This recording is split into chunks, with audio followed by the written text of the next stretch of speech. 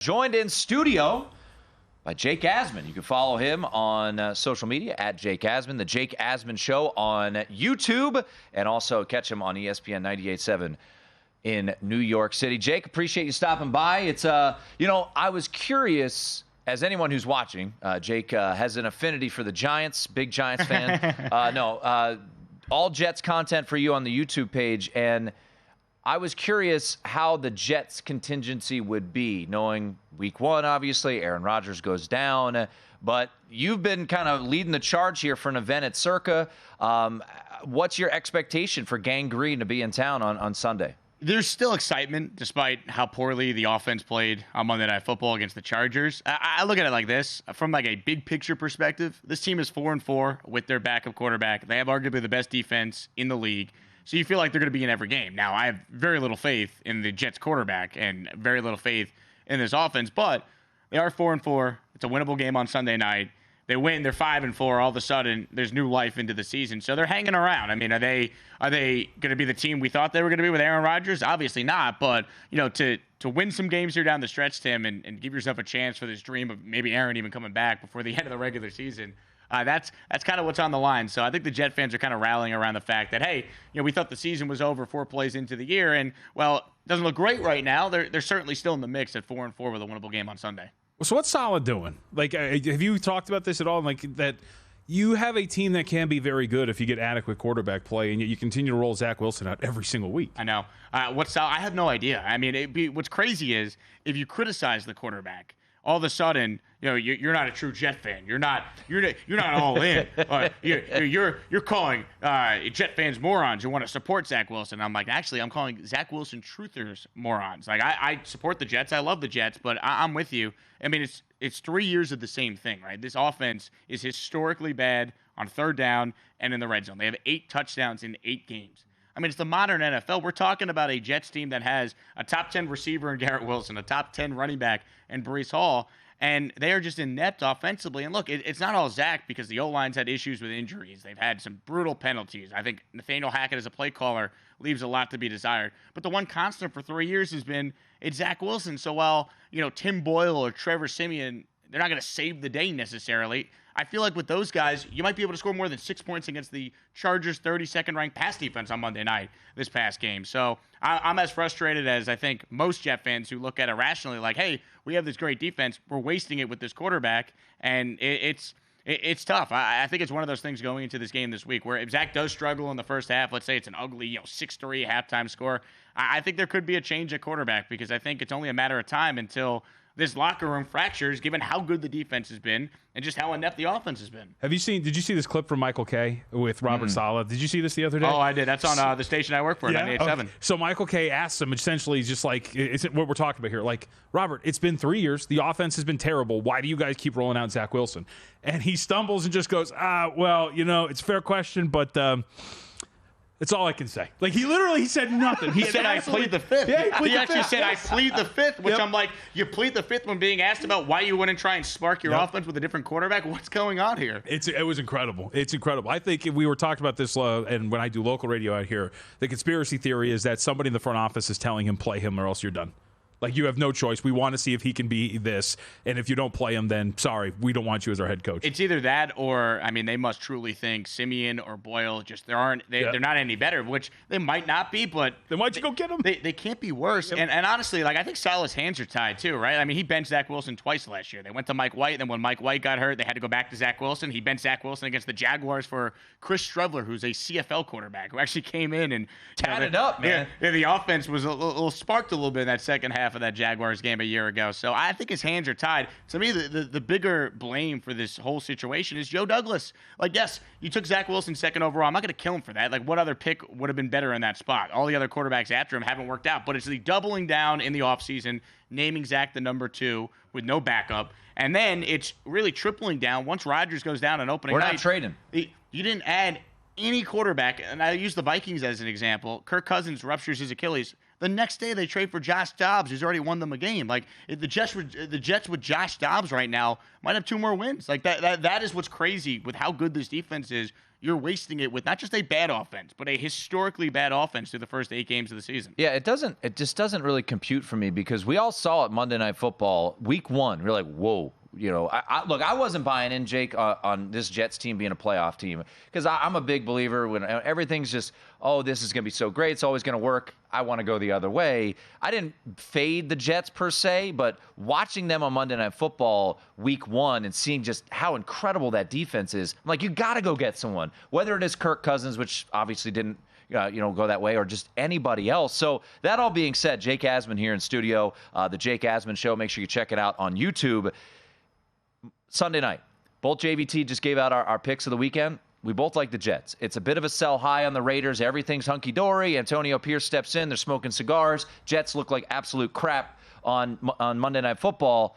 I like this spot because I don't trust Aiden O'Connell against this defense. How do you see Sunday night, panning out at Allegiant Stadium? Yeah, I have a similar thought process, right? I mean, it kind of feels like the dead coach bounce, so to speak, happened last week against the Giants for the Raiders. And look, this Jets defense has made Mahomes look bad, made Jalen Hurts look bad, made Josh Allen week 1 look awful. Obviously, Justin Herbert just came off the worst game of his career, but the Jets still lost by 3 touchdowns because of how bad their offense is. So if Zach could get back to playing turnover free, which means, Jake, he's not throwing interceptions. Cool, he's got 8 fumbles the last 5 weeks. That's still a turnover. If they could play clean, I think they should win because I agree with you. This Jets defense, I think they realize they don't just have to play well. They got to dominate for them to win this week, especially against a rookie quarterback. I think it's a big game for Robert Saleh, right? I'm a Saleh guy. I think he's been dealt a bad hand. You can't lose to an intern coach with a rookie quarterback making his 3rd career start. So I like the Jets in this game, but the X factor is Wilson. If Zach really struggles, Saleh's got to be a coach and yank him. And whether it's Boyle or Simeon, I'm not saying they're the savior, but that spark going to that quarterback might be the difference in winning this game. So I think the Jets probably win a close game. I love the under in this game. What is it? They're 36.5. Yeah, that feels like a lock. This game could very easily be 7-3, 10-7, 13-10. I don't see any scenario where it's over the point total. So that's the one bet I do love in this one. I'm going under. Get a scoregami. Right, let's get something. I want 6-5. Yeah, something ridiculous. Has that been happening? 5-4? Has that happened before? Ooh, 5-4. Might be a good one. Shades of Iowa, Penn State. I can't believe I have to ask this question, but I am going to. Aaron Rodgers, is he really going to try to make it back this year? I didn't think he had any chance of coming back until about 3 weeks ago. You started seeing him moving a little bit on the sideline, and I'm like, this does not look like a guy that had, a season-ending surgery. And then even last week, he's doing mini dropbacks. He's throwing it 50 yards. Look, I still think it's more likely than not he's not coming back. Maybe more so because what's the Jets' record going to be in mid-December, late December? Why would he come back if this team is out of the mix? But that's why this game on Sunday is so big. If they get to 5-4, all of a sudden you then have 2 games coming up: Buffalo, Miami, and then Texans, Atlanta. You go 2-2 in that stretch, and all of a sudden they're 7-7 going into that Christmas Eve game. Yeah, I mean, it sets yourself up to have an opportunity for him to maybe pull this off if it's possible. I still have some doubts, but if anyone could do it, it's him because he seems like he's an alien. I don't know how else to really describe it. What does that do for your confidence, knowing that there's a guy who tore his ACL 12 weeks ago, and they'd rather have him? Or should not his ACL, his Achilles. Yeah. And they'd rather have him out there on the field than you. I would rather him go out there and play right now over Zach Wilson. Honestly, Rodgers put him in the shotgun, go down the second you feel any pressure, and that might be better than what I have seen from Zach Wilson, man. And I hate to pick on Zach. I really am not. It's not personal. It's just there are these people out there who defend everything he does, and I'm like, what are we watching here? It's brutal. You want to waste this defense? This defense is not good. They're great. Yeah. And it's just it's so frustrating. So I mean, look. If Rodgers does come back, they're going to have to win some games coming up with Zach Wilson, seemingly. So I'm rooting for him, and hopefully they can find a way to win a game that's probably going to be ugly on Sunday night. Jake Asman joining us here on VSiN Primetime. You can catch him on his YouTube channel, The Jake Asman Show. Follow him on social media, and then you can also catch him in New York on the flagship of the Jets, 98.7. Plus 250 is the number right now at DraftKings for them to make the postseason. So they're, as you mentioned, 4-4. The Bills seem to be scuffling a little bit. Do you believe that this Jets team, with that defense, can find a way to get into the postseason at those odds of plus 250? I mean, plus 250, I would like it a little higher, I think, if I was going to bet it. But, I mean, with this defense, the running game they had with Breece Hall, Garrett Wilson's a special player. If they could just get mediocre quarterback play, they win more games than not. Right now, I wouldn't confidently bet it. I just have very little faith in this offense right now. Once again, 8 touchdowns in 8 games. It's been brutal. So it's tough for me to sit here and say, definitely bet it. They're going to make the playoffs. I mean, I want to be wrong. I just have my doubts right now. Do you have faith in Breece Hall? What's been the production is not there. Is that more indication of they're loading the box? They've got a situation where the O-line's not. I mean, you look at the last handful of games, 16 for 50 against the Chargers. Obviously, they lose that game by 3 touchdowns. 12 for 17 against the Giants. 12 for 39 against the Eagles. Where's your confidence level on Breece Hall right now? The box has been loaded. If you look at his receptions number, like 2 of the last 3 games, he's been their second leading receiver. He needs to be used more like how the Niners used Christian McCaffrey, or how the Steelers back in the day used Le'Veon Bell, not the way the Jets used Le'Veon Bell.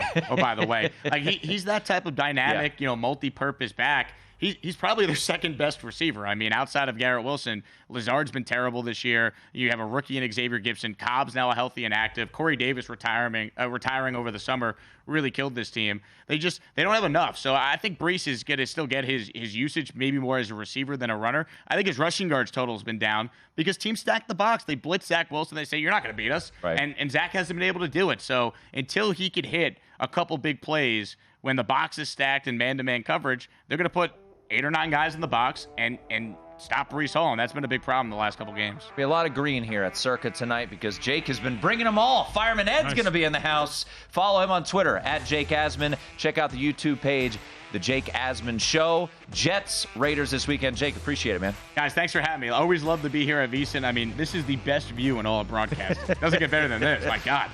Go to VSiN.com/subscribe to become a VSiN Pro subscriber today.